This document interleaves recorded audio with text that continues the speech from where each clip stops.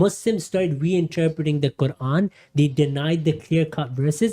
Instead of முஸ்லிம்கள் திருக்குரானிற்கு வேறு அர்த்தம் கொடுக்க முனைந்தார்கள். அவர்கள் மிக தெளிவான வசனங்களை மறுக்க ஆரம்பித்தார்கள்.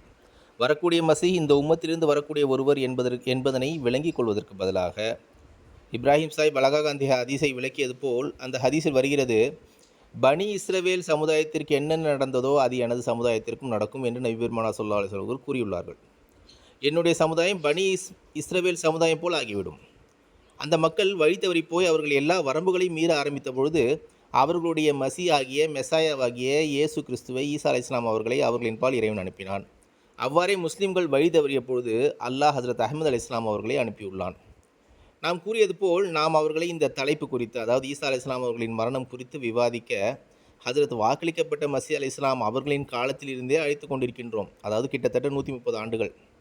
ஹஜ்ரத் மிர்சா குலாம் அஹ்மது அலைஹிஸ்ஸலாம் அவர்கள் தன்னுடைய நூலான மஜ்முஆ இஸ்திஹாராத்தில் இதுதான் தமக்கும் மற்ற முஸ்லிம்களுக்கும் இடையிலான முக்கியமான வேறுபாடு என்று கூறியுள்ளார்கள். அதாவது ஈசா அலைஹிஸ்ஸலாம் அவர்களின் மரணம். அன்னார் கூறுகிறார்கள், நீங்கள் ஹஜ்ரத் ஈசா அலைஹிஸ்ஸலாம் அவர்கள் வானத்தில் பூத உடலுடன் உயிருடன் இருக்கிறார்கள் என்று நிரூபித்து காட்டிவிட்டால் என்னுடைய வாதம் முடிந்து போய்விடும். மேலும் இந்த தலைப்பு குறித்து நான் எழுதிய அனைத்து புத்தகங்களையும் எரித்து விடுவேன் என்று கூறுகிறார்கள்.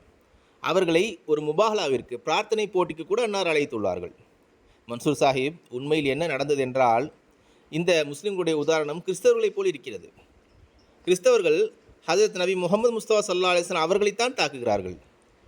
அவர்கள் கொண்டு வந்த ஏகத்துவம் தௌஹீத் முக்கியமல்ல என்று கூறுகிறார்கள்.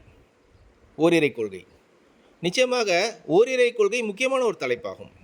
ஏனென்றால் ஹஜரத் நபிகள் நாயகம் ஸல்லல்லாஹு அலைஹி வஸல்லம் அவர்களுடைய ஏகத்துவத்தின் தூது செய்தி உண்மையானது என்று நிரூபிக்கப்பட்டுவிட்டால் கிறிஸ்தவர்களுடைய ஒட்டுமொத்த நம்பிக்கையும் இப்பொழுது தடுமாற்றமாகி போயிருக்கும், அதே போன்று ஆட்டம் கண்டிருக்கும். அதே போன்று ஹஜரத் ஈசா அலைஹிஸ்ஸலாம் அவர்களுடைய மரணம் நிரூபிக்கப்பட்டு விட்டால் திருக்குரானிலும் ஹதீஸிலும் நபித்தோழர்கள் மூலமும் அது மிக தெளிவாக சொல்லப்பட்டிருக்கிறது.